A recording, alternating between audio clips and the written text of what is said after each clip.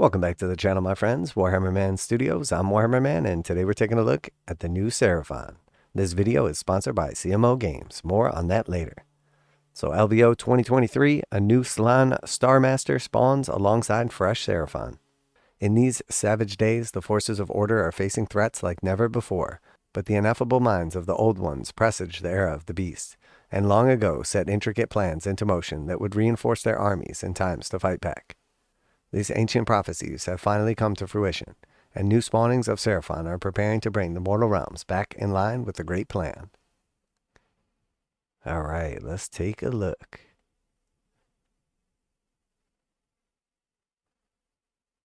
So look into the stars for a little bit of guidance.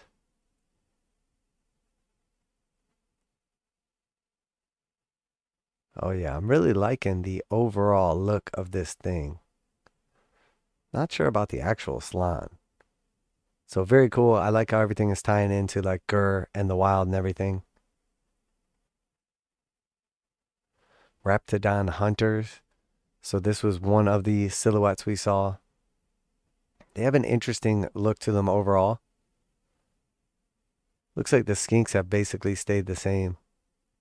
And then we have the new Saurus Warriors. And I have to say, these are amazing. Part of my biggest issue, I think, was just how dated the Saurus Warriors were. And some of the other kits were like pretty nice. But these models look great.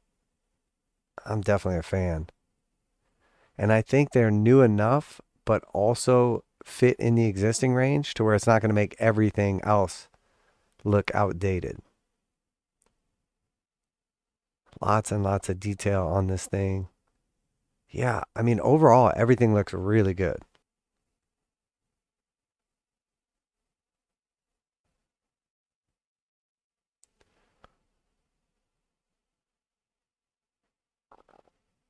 I'm definitely a fan. I mean, the new range looks great, honestly. So yeah, I have to say, I really like the new models. The Seraphon operate under the command of an ancient amphibian arcanist known as Slann Masters, sorcerous servants of the old ones themselves. Such prodigious power needs a mighty miniature to match, and the new sculpt is truly epic centerpiece of your League of Lizards. So I like the overall model. It's cool that it doesn't use a flying stand or anything like that, and like the little vines are making it fly. I like the actual like piece that he floats on. The stonework looks awesome. The bones, all the detail is just absolutely amazing. I like everything, I think, but the actual face. For some reason, that face just doesn't look good to me. But I don't know, maybe it will grow on me a little bit over time. So I do like it. It's definitely a nice model. It's very cool. But it sort of feels like a little bit of a downgrade. I love the Lord Croak model. I think it's absolutely amazing. And this is cool, but I don't think it's better. Now, obviously, they're two separate units in game terms, but very similar in overall appearance. And again, I do really like this thing, but it doesn't quite feel as cool, which I guess makes sense since it's a special character. But a lot of times you think, you know, the newer it's going to be, the cooler it's going to be. So I think that's my only complaint about it. I think overall it's a great model. It's only when compared to Lord Croak that it's kind of like, eh. Seated on an exquisitely carved and levitating stone throne, the new Mage Lord comes with a range of arcane artifacts, ancient accessories, and even 2 different skink attendants. So yeah, I mean, I absolutely love the detail. It's super cool. You see like some kind of like magical levitating mechanism underneath it. The vines growing on it are awesome. Yeah, I really like this. The attendant is pretty cool, and it looks like there's a couple of different variations.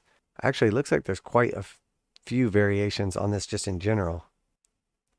Here we see with the headdress. You know what? I like this one a lot more. I think maybe that's what sets it off is the headdress. And the little skink with the spear looking cool too. Yeah, I think this variant is just pretty awesome. He's got like that weird kind of skull in his other hand. Yeah, I think I really like this, honestly. I mean, this one is much more in line with like the Lord Croak, I think. Maybe it's just the overall kind of like plainness of him without that headdress. Yeah, I think that was kind of what was getting me, because you can see a distinct difference between the two. Riding ahead of his thaumaturgical toad are a totally new breed of Seraphon cavalry, the nimble and deadly Raptadons. This new kit has options to build the javelin hurling Rapidon Hunters and melee focused Raptadon Chargers. Alright, so we have Raptadon Hunters and Raptadon Chargers. So the actual dinosaur itself is pretty cool. I like how they kind of went in on the cold-blooded, but then made it a little birdy too. So it's kind of like a cross between a lizard and a bird. Pretty neat. I like that. Overall looks good. I was kind of expecting these to look a little bit like the spit kind of things from Jurassic Park. And I think that's kind of what they were going for. I do like them overall. Their faces are a little bit funny, but the overall look and feathers and everything are pretty cool. The look of the skinks really matches up with the existing line of skinks, which is nice, so these won't look out of place. That standard's pretty cool. There's our musician. Then we have just a couple of like the regular ones. Yeah, pretty cool overall. I like them. They look good. These lightning fast and unnervingly intelligent reptiles are guided along the enemy's flanks by cunning skink riders who use their javelins to expose weak points of Raptadon charges to exploit, laying into the foe with the relics taken from the vaults of the old ones. So yeah, really nice look overall. Here we see armed with a melee weapon instead of the javelins. I do like them. I think the little feather in their cap, so to speak, is pretty cool. Behind a wave of swift-clawed cavaliers stalk the Saurus Warriors. These cold-blooded cohorts remain the scaly backbone of every Seraphon army, and they've also benefited from some serious luxury time in the spawning pools. So if you're like me and you've been waiting on new Saurus Warriors to kind of refresh the line, I think they really hit the nail on the head, or hit a home run, so to speak. These look great. They kind of swapped out the old kind of scaly-looking shields for something a little more like metallic. The actual lizards themselves look much better proportioned and just have an overall much more ominous look to them. They don't look derpy, so to speak. Standard looks great. The drummer looks great. Yeah, these look awesome. I am a big fan of these models. They are definitely what you would want to see, expect to see. And they really open up the potential because we've already heard that there's going to be more releases. This is not all of them. So that definitely makes me hopeful for the line, which is great because there is still way too much Finecast in the line.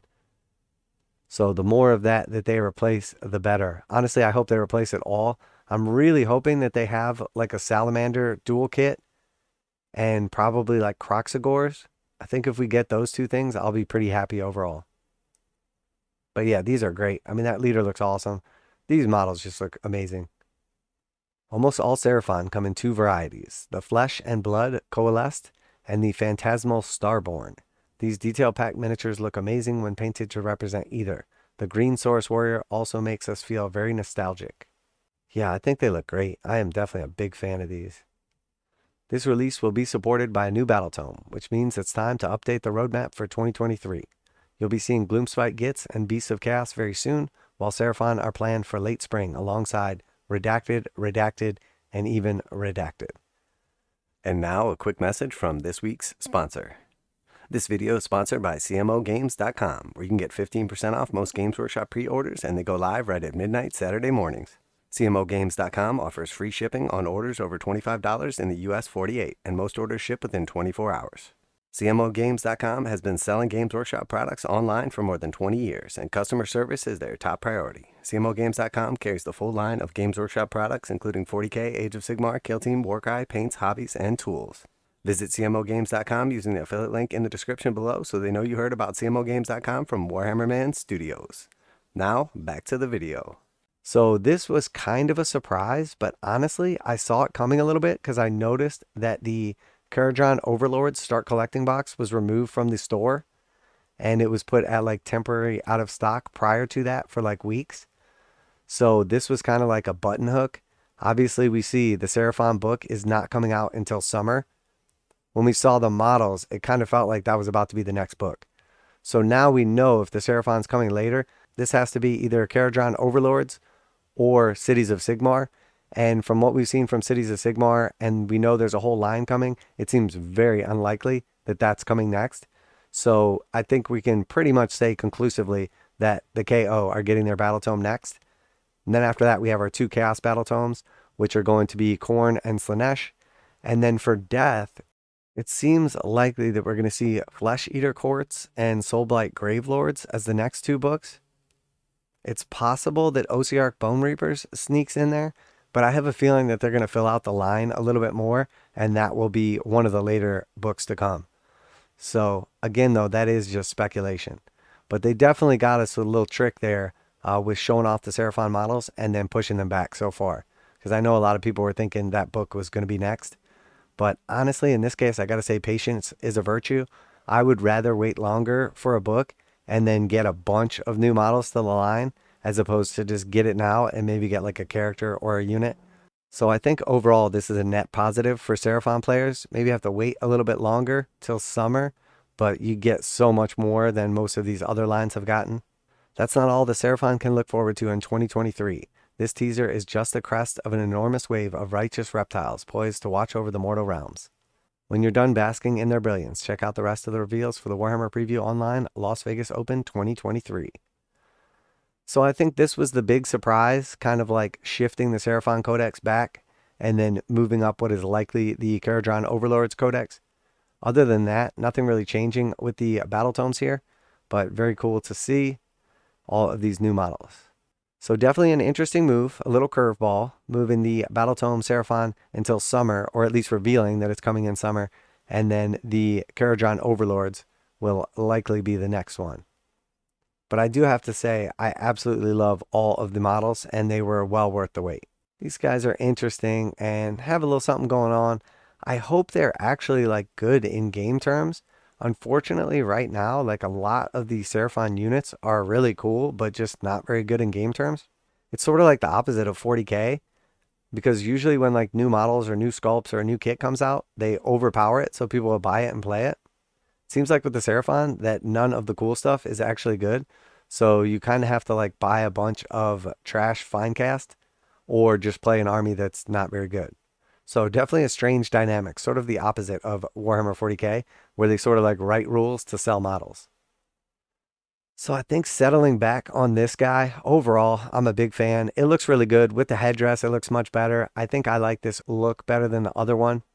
So maybe I was a little critical at first, but it does make sense that Lord Crack is by far the coolest model in the range.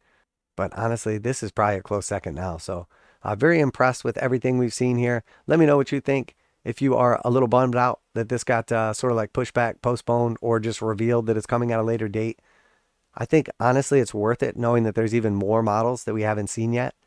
I would always rather have more stuff and just wait a little bit longer, because you never know how long it's going to take them to come back around to a faction once they kind of pass it over.